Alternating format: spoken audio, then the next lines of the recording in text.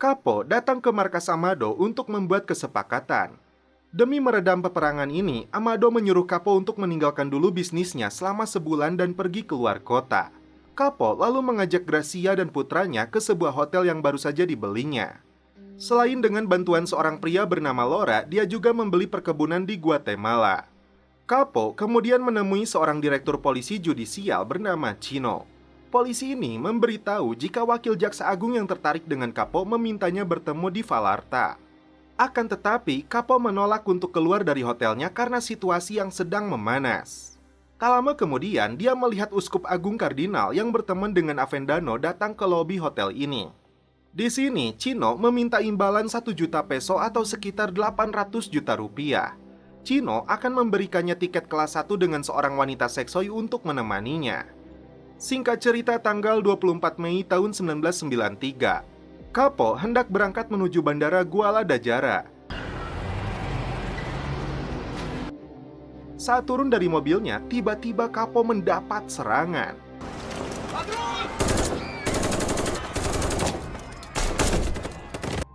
Film kemudian flashback 3 hari sebelumnya. Sekelompok pembunuh bayaran Amerika datang memasuki Meksiko. Mereka diperintah oleh Avendanos untuk membunuh Capo. Agar memuluskan aksinya, mereka membeli persenjataan dari oknum aparat. Mereka kemudian mencari keberadaan Capo dari 2 rumah yang dihuni kedua istrinya. Di rumah Alejandra, mereka tidak menemukan Capo. Tim pembunuh ini kemudian mengintai rumah Gracia tapi tetap tidak melihatnya. Ramos mengatakan Capo sering menggunakan mobil sedan warna putih. Di malam harinya, mereka melihat sedan tersebut dan langsung mengejarnya. No, espérate. Observa tu distancia. Sesampainya di sebuah hotel, ternyata dari dalam mobil itu bukanlah Capo, tapi Uskup Agung. Avendanos mengalami kesulitan untuk mendeteksi lokasi persembunyian Capo. Di keesokan harinya, datanglah si Chino yang meminta imbalan 5 juta dolar untuk informasi keberadaan Capo yang akan datang ke bandara tanggal 24 Mei pukul 5 pagi. Chino tentu saja tahu semua karena dialah yang membeli tiketnya.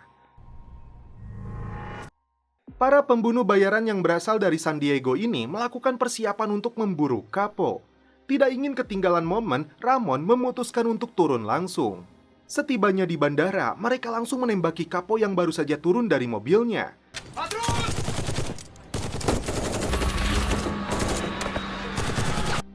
Tapi upaya pembunuhan mereka gagal dilakukan. Ramon lalu kabur ke dalam bandara. Dia menunjukkan sebuah lencana palsu seolah dia seorang polisi. Lalu dia pun naik ke dalam pesawat. Pertanyaannya, apa yang terjadi dengan Uskup Agung? 3 hari sebelum tragedi berdarah di bandara itu, Uskup melakukan pidato di sebuah gereja tentang kejahatan kartel narkoboy dan korupnya aparat pemerintah. Seseorang diam-diam merekam pidatonya. Lalu di malam hari dengan menggunakan sedan warna putih, Uskup dalam perjalanan ke hotel milik Capo untuk menemui seseorang. Jadi para pembunuh ini membuntutinya karena mengira Uskup ini adalah Capo.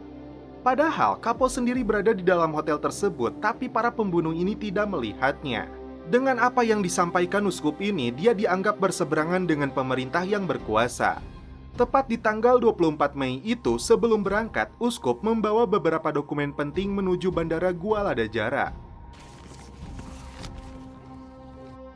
Saat keluar dari mobilnya, Uskup Agung ini diberondong peluru oleh kelompok bersenjata bersamaan dengan serangan kelompok Avendanos terhadap Capo. Nah, yang ditampilkan ini sesuai dengan kisah nyata. Dokumen itu lalu diserahkan kepada seseorang yang memimpin pembunuhan ini. Dalam baku tembak tersebut, Capo dan Tono segera melarikan diri karena jumlah musuh yang terlalu banyak. Párate, cabrón. Mereka berhasil kabur dan mereka pun yakin pengkhianatnya adalah Chino yang menjual informasi kepada Ramon. Pembunuhan terhadap Kardinal Juan Jesus Posadas viral di seluruh Meksiko. Ternyata yang mengatur jebakan untuk membunuh Capo sekaligus Ramon adalah Amado dan Chino. Capo dan Tono lalu mengganti mobil mereka dan pergi ke lokasi persembunyian milik seorang komandan. Setelah melihat tayangan berita tentang tewasnya Uskup Agung, dia lalu menghubungi Amado karena yang dia tahu Chino telah menjebaknya. Anehnya, Amado mengetahui jika Capo bersembunyi di hotelnya. Kini, Capo sadar jika Amado mengatur semua ini dengan informasi yang diberikan oleh Chino. Capo memutuskan untuk pergi ke El Salvador menerima pengiriman 5 ton kokain. Di satu sisi, Capo juga harus mengatur ulang rencana pembalasan untuk musuh-musuhnya. Dan di belakang Amado, rupanya Blanco dan Conrado yang mengatur pembunuhan ganda itu. Rencana semula mereka adalah membunuh Capo sekaligus uskup agung dan yang disalahkan adalah Avendano. Politikus ini akan menggiring opini publik jika pelakunya adalah El Capo atas pembunuhan Kardinal Agung itu. Ramon dan Benjamin lalu menemui Chino. Ramon sempat marah kepada komandan polisi ini karena telah menjebaknya.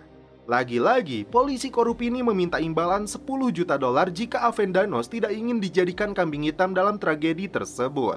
Secara resmi, Capo dijadikan buronan dan siapapun yang memberikan informasi keberadaannya akan mendapatkan imbalan 5 juta peso atau 4 miliar. Dan setelah itu, film pun berlanjut ke episode selanjutnya.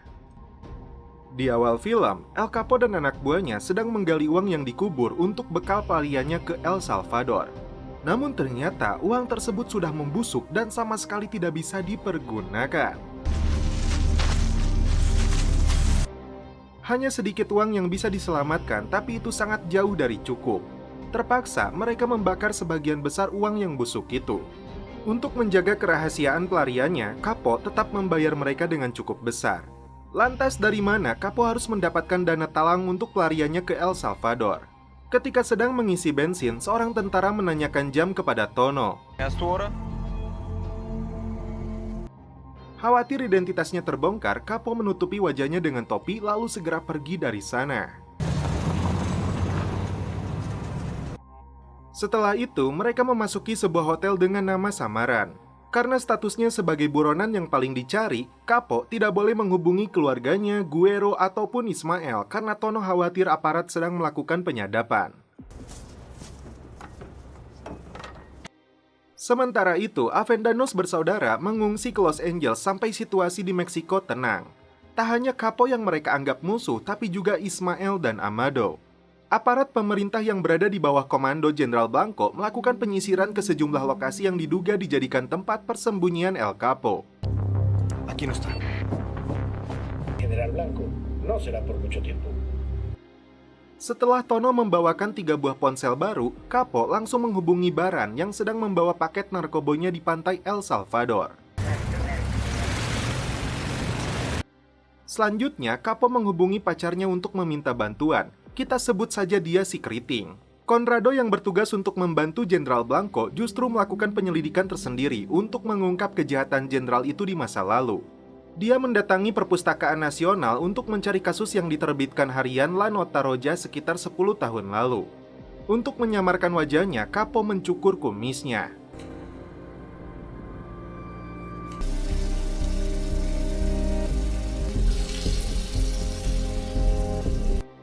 Laura kemudian datang ke hotel memotret wajah Capo dan Tono untuk dibuatkan paspor baru dengan nama samarannya.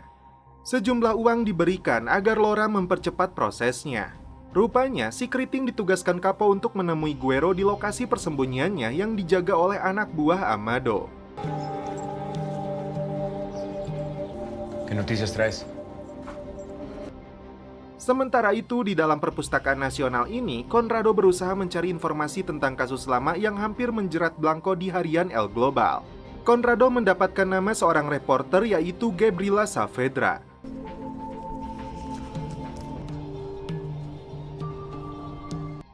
Tak mau buang waktu, Conrado langsung menemui Gabriela. Berita yang dipublikasikan Gabriela saat itu berhubungan dengan Blanco dalam kasus pembunuhan dan pelecehan seksual. Conrado mengaku jika jenderal itu adalah bos barunya, namun karena dia tahu watak aslinya, Conrado bertekad untuk menjatuhkannya. Si usted tiene los huevos de meterse con el general. Gabriela menyebut pengawalnya yang ditangkap dijadikan kambing hitam dan Blanco disebutnya sebagai pemerkosa.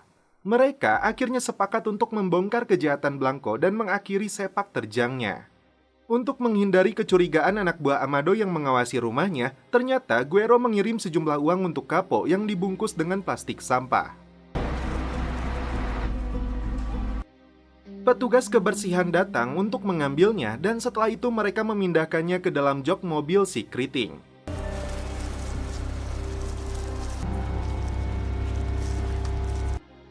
Conrado meminta bantuan temannya yang bernama Alberto untuk mengakses informasi kasus itu. Ya están grandes, Alberto. Si keriting lalu menghubungi Capo jika dia telah membawa 5 juta dolar uangnya dan akan berangkat malam ini juga. Alberto lalu membawa Conrado ke ruang dokumen tersebut yang berisi kasus pelecehan seksual di lorong 20. Conrado hanya punya waktu 6 jam untuk berada di sini.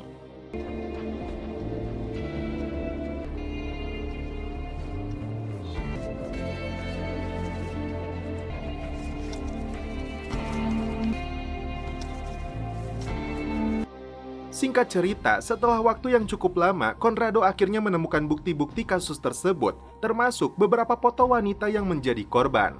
Dari sketsa wajah pelaku pun terlihat jelas itu mirip dengan Jenderal Blanco. Sementara itu si keriting melanjutkan perjalanannya seorang diri untuk menemui El Capo. Saat polisi menghentikan mobilnya, dia beralasan tinggal di kota ini. ¿Licencia y tarjeta? Sí. Fui por unos chorizos a Toluca. Capo sendiri sudah mendapatkan paspor dan KTP dengan identitas barunya. Sebelum sampai ke El Salvador, terlebih dulu dia harus melintasi Guatemala. Baru saja keluar dari hotel, seorang polisi lalu lintas menghentikan mobil mereka karena tidak dilengkapi plat nomor dan STNK. Capo langsung memberikan penawaran 100.000 dolar asalkan dia dibawa menemui atasannya. Setelah polisi ini menghubungi atasannya, Capo dan Tono ditangkap lalu dipertemukan dengan komandan polisi.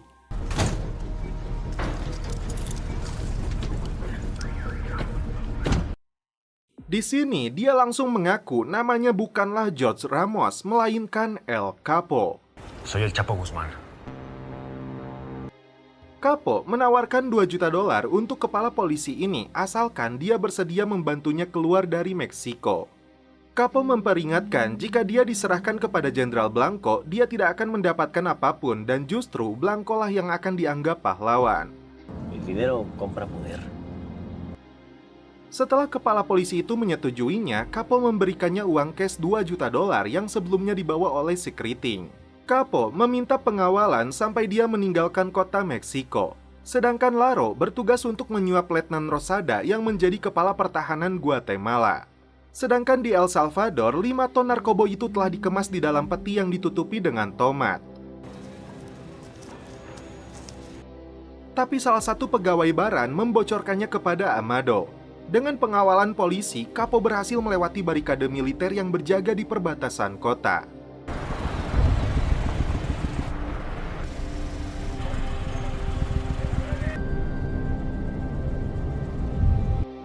Mendapat informasi dari Amado, Jenderal Blanco langsung melaporkan rencana penyeberangan Capo ke El Salvador yang melalui Guatemala kepada Presiden. Ya nos chingamos este cabrón. Komunikasi antara presiden pun berlangsung, yang dimana Meksiko meminta bantuan menangkap bos kartel narkoba yang dianggap berbahaya itu. Lantas, apakah Capo berhasil sampai di El Salvador? Film pun berlanjut ke episode 6. Setibanya di Chiapas yang menjadi perbatasan Meksiko dan Guatemala, Capo ditemani si keriting dan Tono berhasil memasuki Guatemala setelah mengelabui petugas perbatasan dengan dokumen barunya. Sampai di Guatemala, mereka dijemput oleh anak buah Letnan Rosada lalu dipertemukan dengannya.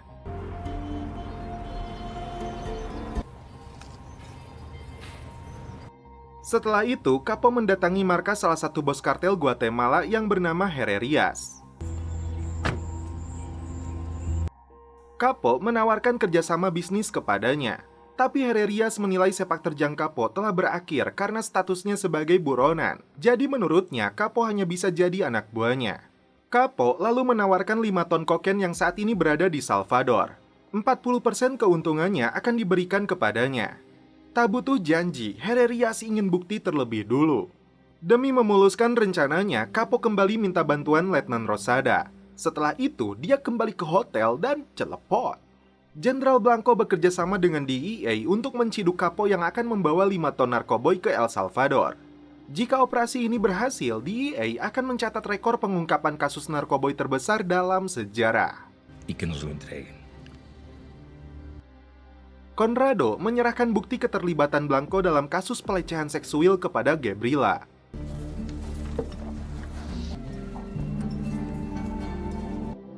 Tugas reporter ini selanjutnya untuk mencari bukti lain dari para saksi dan korban. Conrado lalu mengamankan file aslinya di dalam lemari buku. Gabriela mendatangi satu persatu saksi untuk dimintai keterangan, namun kebanyakan dari mereka menolak karena takut. Bersembunyi di dalam bak mobil, Capo melewati perbatasan Guatemala untuk menuju El Salvador.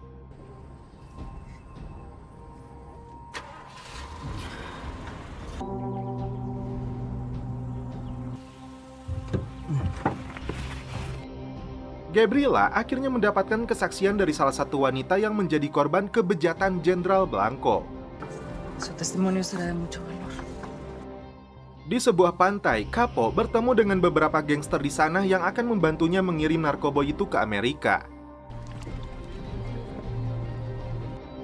Sementara itu, tim DEA sedang mengawasi gudang tomat yang dijadikan lokasi disembunyikannya narkoboy. Mereka terus mengawasi dan menunggu kedatangan Capo. Rencananya, Capo akan membawa 5 ton narkoboy itu ke Kuba lalu ke Miami. Seorang bocah membuntuti agen DEA ke dalam warteg. Rupanya dia diperintah oleh orang yang akan membantu Capo. Dari jumlah nasi bungkus yang dipesan itu, kini Capo menjadi tahu bahwa ada 5 agen DEA sedang mengawasi gudang narkoboynya. Vamos por el cargamento. Después nos comunicamos. Tiba-tiba, kepolisian Guatemala mengepung mereka. Capo dan Tono pun tidak bisa kembali ke hotel karena lokasi itu telah digerebek aparat.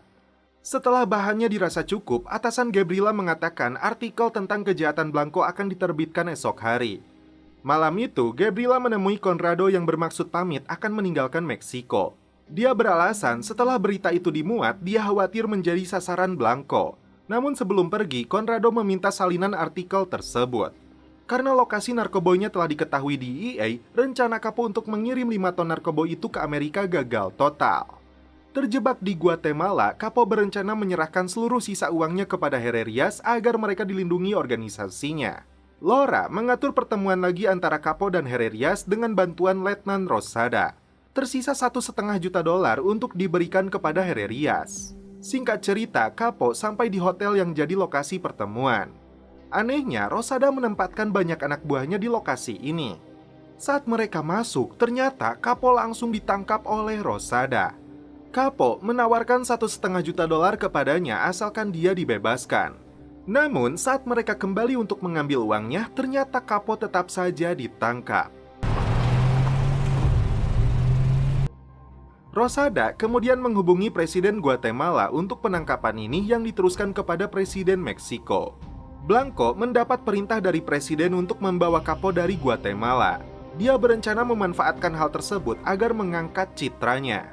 Selain itu, diam-diam dia menghubungi Amado tentang keberadaan Capo. Tidak seperti yang diucapkan kepada Gabriela, ternyata Conrado menunjukkan artikel kejahatan Blanco kepada Presiden agar dirinya dipromosikan. Presiden langsung menghubungi pemilik harian El Global untuk mencegah artikel itu dipublikasikan esok hari. Di keesokan paginya, Gabriela tidak melihat artikelnya dimuat. Dia baru menyadari jika Conrado telah memanfaatkan dirinya. Sedangkan tim DEA menggerebek lokasi penyimpanan 5 ton narkoboy itu. Capo, Tono, dan si keriting dibawa dari markas militer untuk diserahkan kepada aparat Meksiko. Mereka dibawa dalam truk yang terpisah. Rayito.